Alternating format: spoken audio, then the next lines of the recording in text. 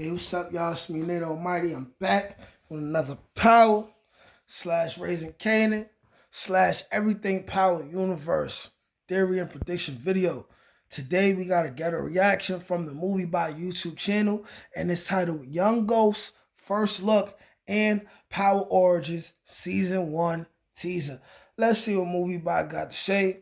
This is going to be a banger. Go ahead, like, share, comment, subscribe if you're new here. Without further ado, let's get to it. Now, filming has officially started for Power Origins Season 1. Over on Next last month, I posted that Power Origins was confirmed to begin filming next month, which would be November. That was after 50 Cent did an interview mentioning he's got a lot of shows on the go at this moment. He mentioned Raising Kanan, Fightland, but he also mentioned Power Origins would be filming in the following month. And we've now got our first look at Young Ghost and Kanan on the set of Power Origins Season 1. Or should I say, not that young anymore. But I'm sure you guys have a lot of questions when it comes to Origins Season 1. When will we get more news on casting for Origins? When are those deadline articles going to drop where we get those descriptions and news around what players they've casted? First thing I want to say is we got Kanan and Ghost. No Tommy. Where is Tommy? Because I'm the person that said while Ghost is really getting to know and develop a closer relationship with Kanan and Breeze, Tommy was at Great Shores Academy. That's all I'm saying. But let's keep going. For the first season, I do have a lot of news that I've been keeping on the back burner for when I did a Power Origins breakdown. There are some other BTS images that I want to go through. We've got Hailey Kilgore, who also plays a young Jukebox, answering some questions whether she's actually going to be coming back for Origins. So definitely going to be tying everything together in one, rounding up with Jukebox will be around, but not really. She's not going to be a mainstay. All the news for Power Origins that has been floating around on social media. And that's the topic of today's breakdown. As we take a bit of a break from Power 4 Force, I do think it's been a great season so far. I do feel like Gary Lennon has brought a lot of the OG Power vibes back to the world of Power that I do think was missing from previous seasons and definitely from Book 2 Ghost. You've got the political element returning, the cartel vibes. Everybody seems to be against Tommy Egan in this last season, just like everybody was against Ghost in the last season of Original Power. So definitely a lot to look forward to going into episode 3 and also the rest of the season of Force. But let's get into the Young Ghost and Kanan, the first look for Power Origins Season 1. And I know what a lot of you guys are thinking already. Got Kanan over here with a do-rag on. A do-rag that's not tied the right way. He doesn't resemble anything like Ghost. And I'm going to come to that in just a moment, so just hold on to that thought. But he is also a bit taller than Mackay Curtis, who still also will be playing Kanan. Hate that. There's a bit of a height difference, not by much, and that's something I don't think matters too much when you're filming. The one thing I noticed during the last seasons of Power was Michael Rainey Jr. was actually the same height, or in and around the same height as Omari Hardwick towards the end of Power Season 6. Yes, he was. But it didn't always seem it. With camera angles, scene manipulation, they can definitely change that if they want. Now, I don't actually think this is a scene of them filming. There's no cameras rolling from what we can see, so it just seems like it's just them chilling, grabbing a bite to eat. Maybe they're just having a bit of a break from filming. We've also got Kanan, who does look a little bit older as well. And I do think they probably most likely will be a time jump, at least into the late 90s, maybe into the early 2000s. On that one, I'm not 100% sure. You've got Ghost with a long jacket, the trench coat, the braids, the chain, the turtleneck. Definitely not the Ghost that we're used to seeing on Power, but just like with Duke, we do need to see that transition. Yeah. They definitely won't be the same seasoned drug dealers we're used to on Power, but they do look like they're going to be in the game. He don't all the way look like Ghost, but of course, you know, how easy would it have been for them to find somebody that looked just like Omari Hardwick? I mean, they got similar facial features as far as the upper third area, which is the forehead and eyebrow and eye area, the middle third, which is the nose area, and the lower third, which is the jawline area, mouth area. They have similar head shape paws. You know what I mean? It does look like they're And I have seen pictures of Omari Hardwick when he was younger and he was playing football and stuff. So it's like the body structure and things like that. It's almost as close as they could have gotten it. So with this hire, obviously for what lacks in him looking just like Ghost, when he's acting as Ghost, is going to remind us just like Ghost. Going to remind us of Ghost. I believe that. To get straight into them being in the streets, there's going to be no messing around.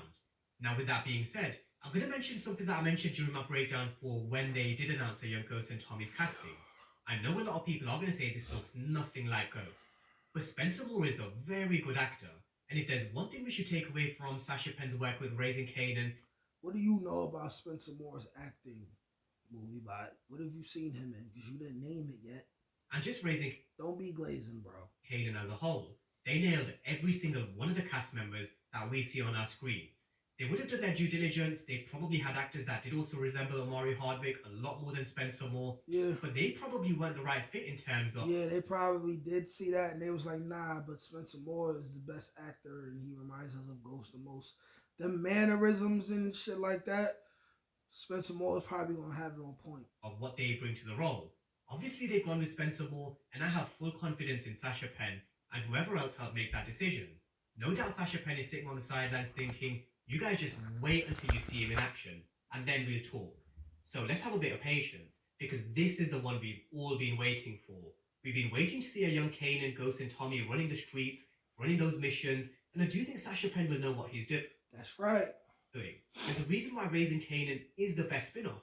And maybe after season 5, there may even be a very good argument to be had whether it's actually the best power show out the lot.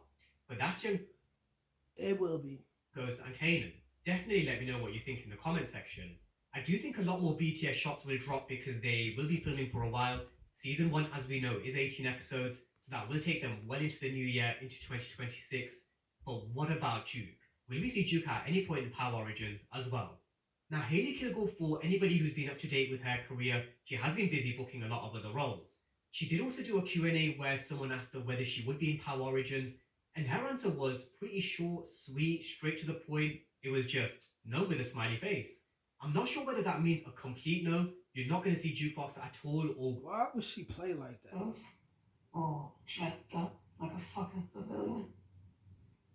Do you really believe that, eh? I remember Jukebox. Yeah, that fucking crazy bitch. That one.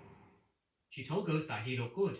She also knew Ghost was someone with his head in his books, but vicious with a piece. Tommy mentioned that she was this crazy. Tommy's response lets you know that either he spent way less time around Jukebox than Ghost and them, meaning he was gone for a while, or that she was only around for a little while before she stopped coming around and stayed in DC until the whole situation happened with Kanan and Tariq. Bitch, and for someone like Tommy to mention that about someone, you know they would have had to have. And Tommy calls somebody crazy. That's like the only person he's ever called crazy. She's fucking crazy. She did something when he was younger that he never forgot about. Seen some shit. I mean, we as the audience know who Jukebox is and what she's turning into, why she's turning into the character that we saw on Power. Them early heartbreaks and setbacks that she had, her pulling the trigger for the first time in season 4 to save Marvin. I personally would love to see an interaction between a young Ghost, Tommy, and Jukebox. However, having said that, if the timeline is maybe the late 90s or early 2000s, maybe she's left New York already. Maybe she leaves New York towards the end of Raising Kanan. I do think the clues and signs are there for Jukebox to leave New York at the end of Raising Kanan, or the signs will be there for her to leave at some point in the near future in season 5 as well. I do say that because the only thing that's actually keeping her in New York is Marvin. She had that conversation with Aisha towards the end of season 4, where she mentioned she can't leave New York because she can't leave Marvin. But what if Marvin is no longer there? What if Marvin dies in season 5? What if Marvin goes to... Marvin's definitely going to die in season 5. Not prison. He's going to die. Prison? Where does that then leave Jukebox? We also know from history that she did move to DC where she became a cop. So maybe her story in Raising Kanan actually ends with her losing Marvin, losing the last piece that's keeping her sane, and the last piece that's keeping her in New York, where she then does leave to go to DC. Maybe we don't see her in Power Origins at all. I'm hoping we do still get one special appearance, having old characters return, small Easter eggs from previous shows and seasons. It is always nice to see. But at the same time, Jukebox isn't necessarily needed for the story that they're about to tell. The story is now transitioning over to Kanan running the streets, with a young Ghost and Tommy, and depending on the timeline, we don't exactly know what the plan is for Breeze at this moment in time. I do think he will be in the start of Power Origins, because I do think we just simply have to see that moment when Tommy and Ghost roll up to Breeze's apartment, look him in the eye, hear what they have to say, and actually see that scene for ourselves before Ghost pulls the trigger. As I mentioned in many of my previous breakdowns, perspectives in the world of Power are very important. And when it comes to Breeze's death, we have Ghost's version, which he gave to Tariq towards the end of Power Season 6. We have Kanan's version in Season 3, again, in conversation with Tariq. And then we also have Tommy confirming that it was both of them who turned up to Breeze's apartment, and the reason why they killed him was to step up in the street game. But the perspective that They put that nigga down. we haven't seen is Breeze's. We haven't seen the build up and why. What did Breeze do? Why did Ghost and Tommy go to his apartment and pull the trigger? What was the one last chance that Ghost gave Breeze? They were saying he was gonna get them killed. What was he doing? And what were his final words?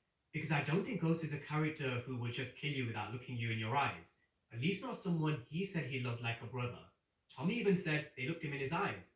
When Ghost also killed Roller, he looked him in his eyes, spoke to him. He really wanted Roller to convince him to change his mind. Ghost really did want to change his mind on pulling the trigger on Roller, and he wanted Roller to give him a reason to change his mind. The same thing with Breeze. I'm definitely expecting at least a conversation when we do see that scene. It definitely will be a very intense scene, to say the least. That scene I also think is very important when it comes to the entire world of Power, because it also sets the stage for betrayal. For example, was Kanan involved? Was there any kind of manipulation in the background?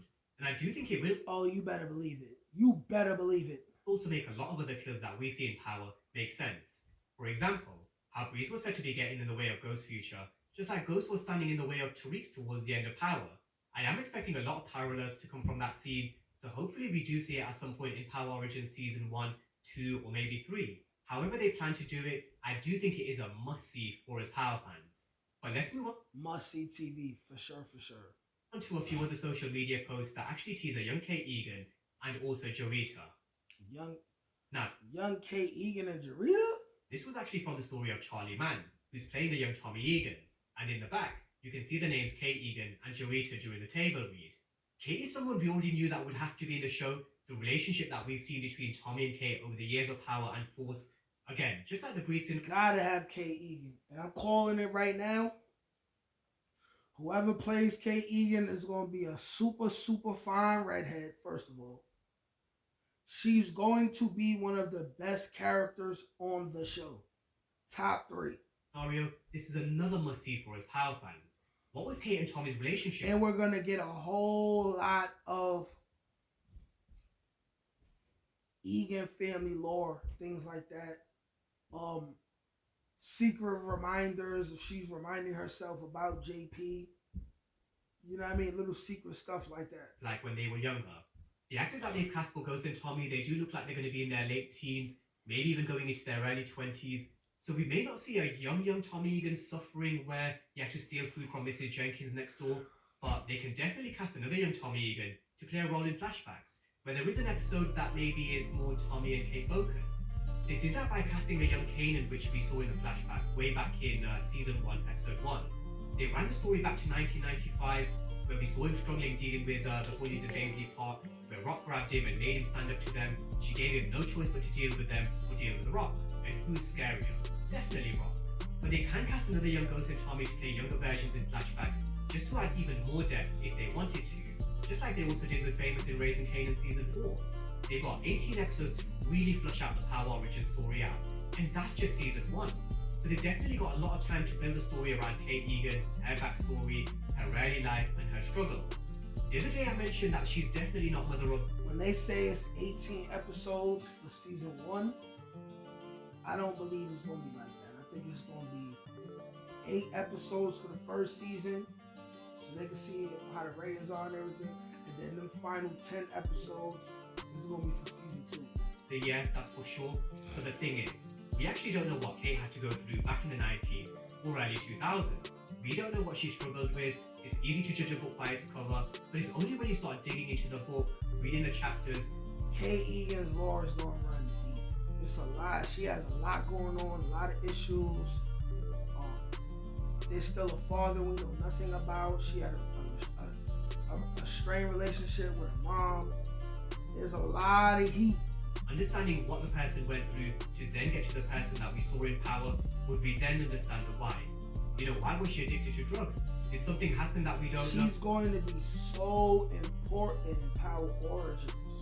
So important. Because she's not only Tommy's mom, but she's going to be Ghost's mother figure as well. She's very, very, very important. And maybe, just maybe, we may just see Kate in a different light or a different perspective. Now, on Jorita, for those who may have forgotten, this is Sean's mother.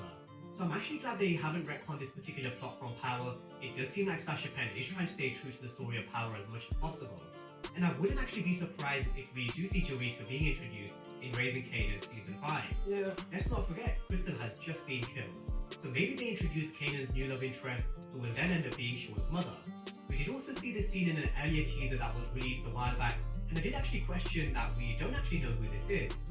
I don't think anybody even entertained the idea that this could actually be Jorita, but this could actually be her that we do see in Season 5. So definitely something just to keep in mind. Jorita does play a big role in Kanan's life by being the mother of his child. She's also a character who seemed extremely loyal back in Power.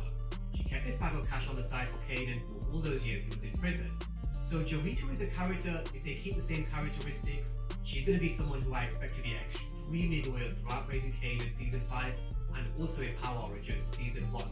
But that's a wrap for the latest news on Power Origins. Filming has officially begun. Alright, there you have it. All things Power Origins related. Y'all let me know what y'all think in the comment section. Like, share, comment, subscribe. Peace. Can't teach that shit, nigga. Come on. That's gotta get that. That's touch my ink. That's on the dome, nigga.